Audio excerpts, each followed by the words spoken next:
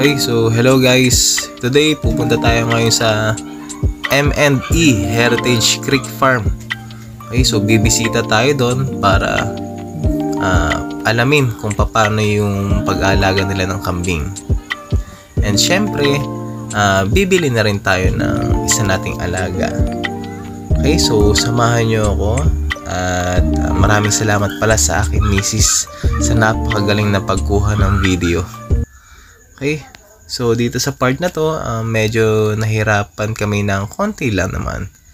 Okay, unang-una nahirapan kami sa daan dahil medyo nalito kami, nagkamali. Pangalawa, medyo nahirapan ako sa sumalubong sa amin dahil English speaking siya. Napalaban kami dito ni misis ng pag-i-English. And napaka-approachable nitong bata. Ina-assist niya yung asawa ko, lalo pagdating dito sa may ilog. Ina-assist niya. Napakabait. Okay. So dito, kung dito ako siguro nakatira, nako, sarap dito mag-alaga ng kambing. Sarap gumawa ng bahay. Napakaraming kawayan. Yan si Mrs. Bibil lang ng kambing, nasa gubat, nakasalamin pa. Okay. So laging pakemot-kemot siya habang naglalakad to si Mrs. Yan, i-assist niya dito si Mrs. Napakabait na bata. Dito pala ay ito palang M&E ay nasa Tayabas, no? So medyo malamig sa area na to kahit ay tanghaling tapat. So ganun pala dito sa Tayabas pag malapit ka sa bundok. Pero maganda, ang daming pagkukunan ng mga damo, hindi ka mahirapan sa pag-aalaga ng kambing. Yan dito, so dumating tayo sa bahay ng mga kambing. Napakaganda ng tahanan at napakalinis. Sila nga po pala ay nagsimula sa 5 heads lang ng kambing. And for 2 years, now meron silang total of 29 heads. And then, may nakatay na rin silang isa. Ayon po sa may-ari ng farm. No? So, kung makikita nyo to dito sa video, parang maliliit lang siya, no? Pero versus sa actual na senaryo ay talagang napakalalaki ng kambing na ito. So namangha ako talaga ng todo, kaya hindi ako nagdalawang isip na hindi ako uuwi nang walang bibilhin dito. Dapat magdidihon. Ang pagdidihon naman pagkaan din ba?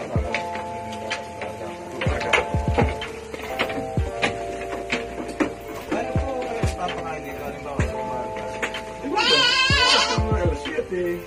Diyan mo na po. Yun, silage, pero pagka may araw, ay dapat mga tuyo dapat ang lupa. Para hindi makakain ng insekto. Ang laki. Nagpapakain sa isang Dalawa lang. May harvest lang din yan. mga tanim lang May din tanim mo. din kayo neto dito. Konti lang. Ang lalaki na ito. Iba talaga pag ka Wala pa lang kaming gulay. Pag may helper na, saka.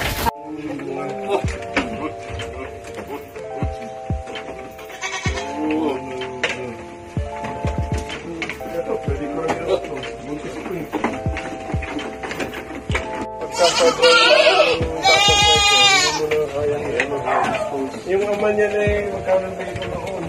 Hello.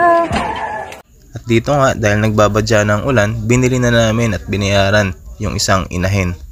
Napakalaki nito, so almost 30 kilos. 1 year and 1 month pa lang siya. Nakapag-anak na siya ng isa, so hopefully, actually ito pala ay may sampa na.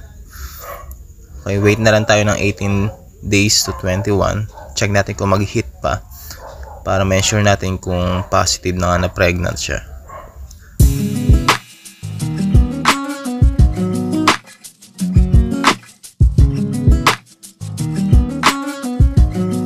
Yan, so kapag ganito pala, walang ibang ginawa yung kambing kundi umiyak ng umiyak.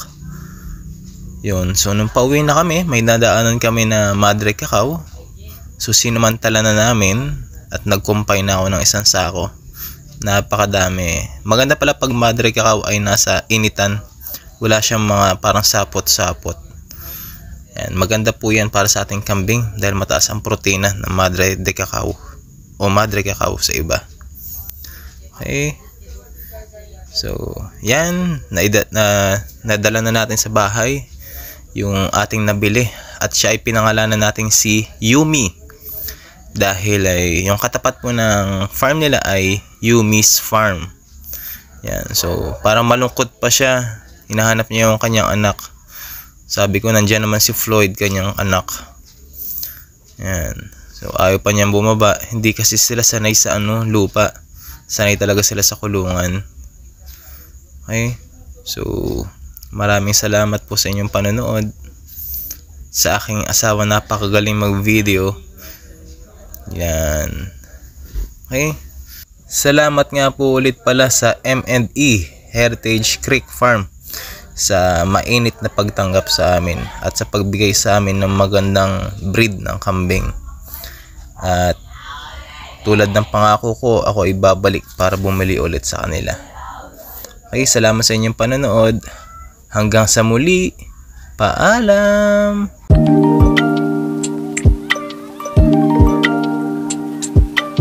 Thank you.